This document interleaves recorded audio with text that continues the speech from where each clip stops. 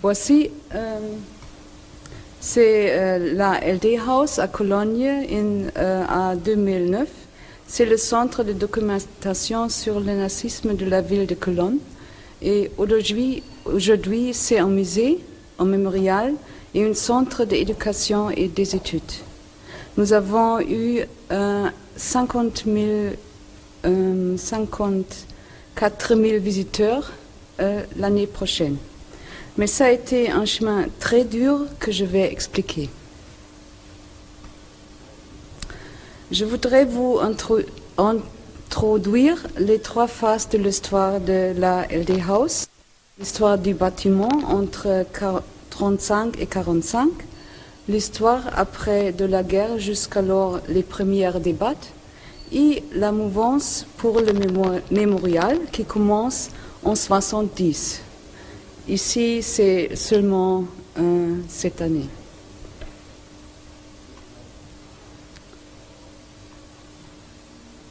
Au-dessus de la porte d'entrée figure l'inscription d'origine LD qui donna son nom à la maison. Il s'agit des initiales L et D du propriétaire Damen. Il était un grossiste colonnais en horlogerie et bijouterie. Conçu à l'origine pour être une maison d'habitation et de commerce, comme ici, le bâtiment fut loué par la Gestapo en 1934, alors que seul le gros œuvre était achevé et fut utilisé par cette organisation de 1935 à 1945. C'est bon ici? Après avoir loué l'édifice, la Gestapo fit bâtir une prison dotée de 10 cellules en lieu et place du garage souterrain initialement prévu. Des dizaines de milliers de personnes avaient contact avec la Gestapo, millions étaient victimes. La prison principale de la Gestapo était une maison d'arrêt. Les prisonnières y séjournaient durant leur interrogatoire. Mais ce séjour pouvait parfois durer des semaines, voire des mois. Les cellules étaient conçues pour une ou deux personnes, mais leur suroccupation était des sommets, notamment durant les dernières années de la guerre. À la fin de la guerre, des centaines d'exécutions ordonnées par la Gestapo de Cologne eurent lieu dans la cour de la LD House. Au fin de la guerre, un des rares bâtiments intacts du centre-ville était la LD House. Les administrations alliées y ont d'abord installé leur siège. La ville loua le bâtiment à partir de 1949 et y installa dans les décennies qui suivirent différentes administrations de l'État civil en passant par les services de gestion de retraite. Le passé du bâtiment lié à la Gestapo a été refoulé, tout comme l'époque nazie en général l'a été durant un certain temps après la création de la République fédérale.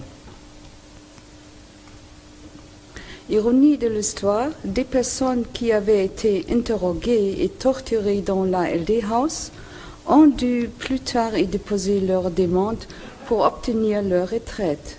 Voici ici un mariage en 1954.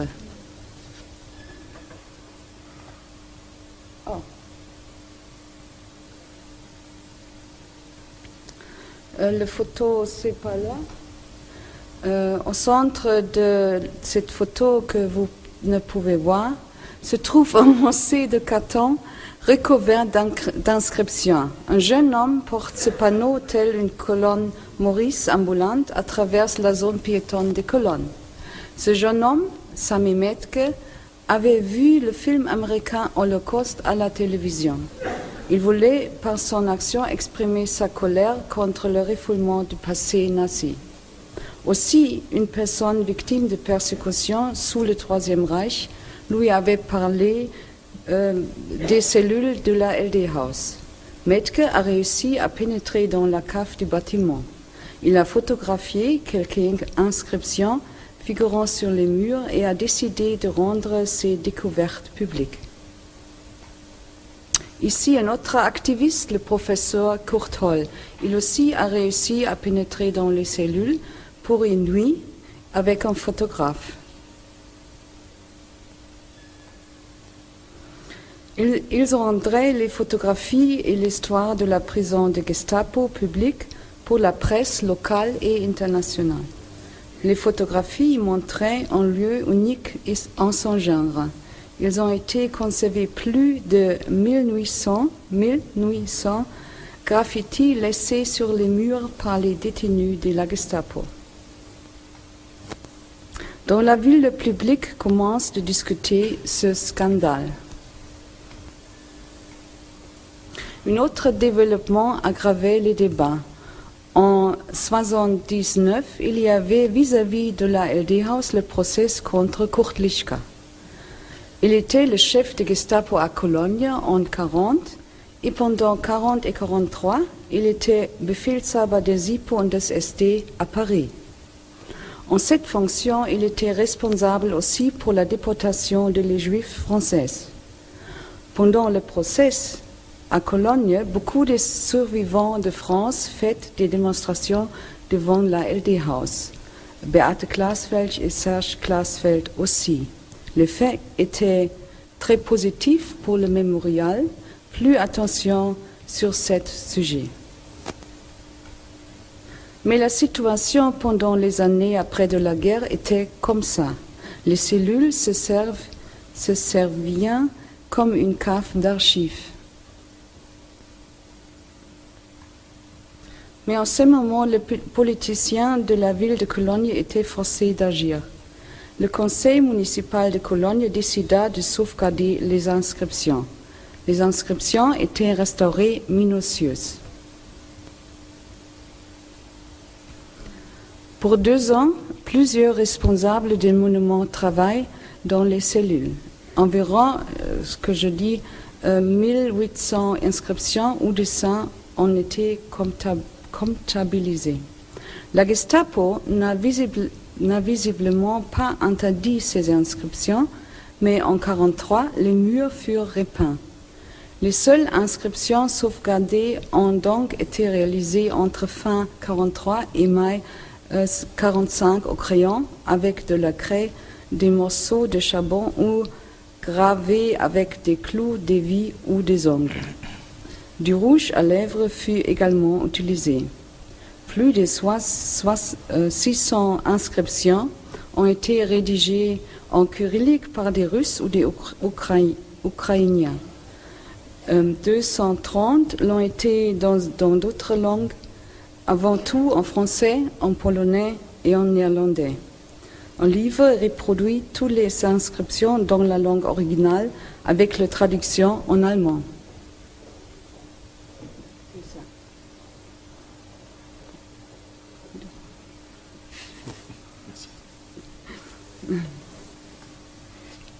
Ici, vous voyez quelques exemples des inscriptions, ici en allemand, ici en russe,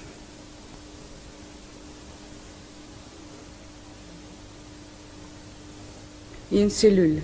La ville de Cologne, encore la locataire de la LD-Haus, ouvrait en 1981 les cellules comme le mémorial au grand public. Ici, une petite exposition montrait l'histoire de la prison de la Gestapo. Les shows dans le public étaient très grandes. Ici, c'était la photo d'une inscription d'une femme française. C'est seulement le texte ici. Je ne peux plus vivre sans ma petite fille. Il me semble que je deviens folie dans cette maison. Si ce n'était que de moi, je me laisserais mourir de faim. Mais j'ai ma petite Christiane chérie. Il faut que je vive pour elle. Ça, je dois la ramener en France pour que ses grands-parents paternels et maternels puissent connaître leur petite fille qui est née en Allemagne après 11 mois.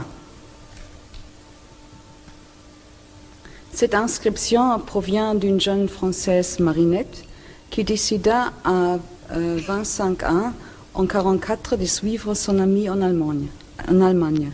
Elle travaillait comme domestique dans une famille allemande opposée aux nazis. Lorsque la famille fut arrêtée en décembre 1944, Marinette fut également conduite à la prison de la Gestapo. Elle était à cette époque enceinte de 8 mois. Elle fut transportée pour accoucher dans un hôpital, mais dut retourner 8 jours après la naissance de sa fille Christiane à la prison, le 12 janvier 1945, sans son enfant que des religieuses prirent en charge. Nous devons les informations sur son destin ultérieur à un appel à témoins paru dans un journal français pour des recherches destinées au tournage d'un film sur les inscriptions de Marinette. Christiane et une fille née ultérieurement répondirent à cet appel. Christiane avait appris que l'âge de 17 ans par sa mère qu'elle était née à Cologne. Jusqu'en 1987, elle ignorait tout de l'internement de celle-ci dans la prison de la Gestapo. Marinette avait survécu, mais les souvenirs liés à sa détention étaient si douloureux qu'elle n'avait jamais voulu en parler.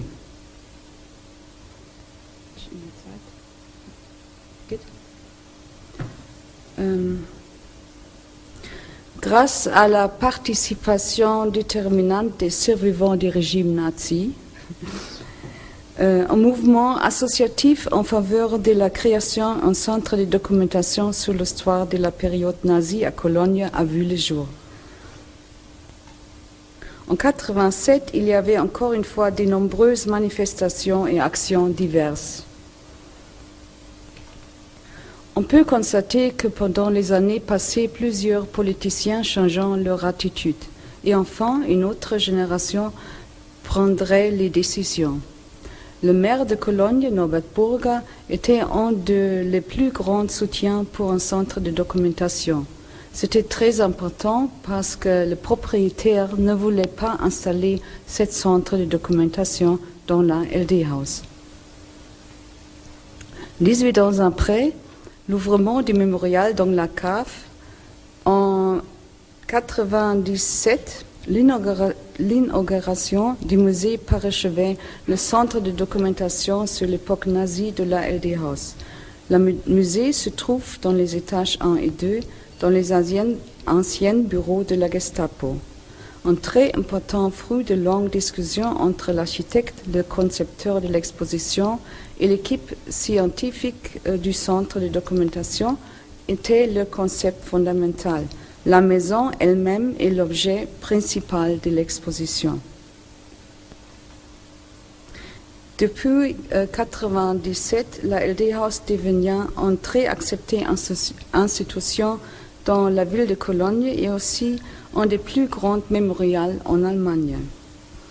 En 2009, il y avait une grande réouverture avec plusieurs salles et plusieurs éléments nouveaux dans le musée et aussi dans le mémorial. Et à la fin, je voudrais vous donner quelques impressions.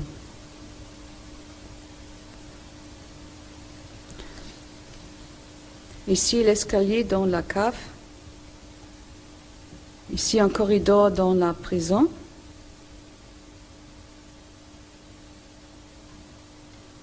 La nouvelle exposition dans la prison.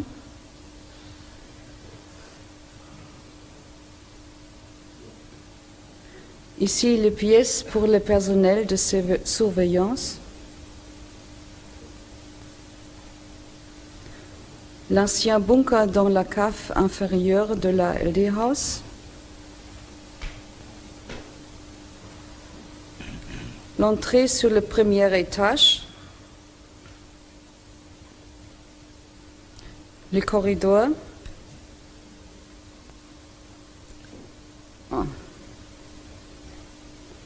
L'exposition se trouve dans les bureaux. Les plans de bâtiment n'étaient pas changés.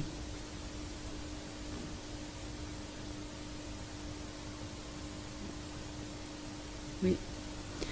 Aujourd'hui, le lieu des mémoires prison de la Gestapo en Cologne est un lieu de commémoration, témoignant des persécutions, des tortures et des assassinats perpétrés. En 2012, comme nous espérons, il est possible d'intégrer au mémorial aussi le cours où les prisonniers étaient exécutés. Merci.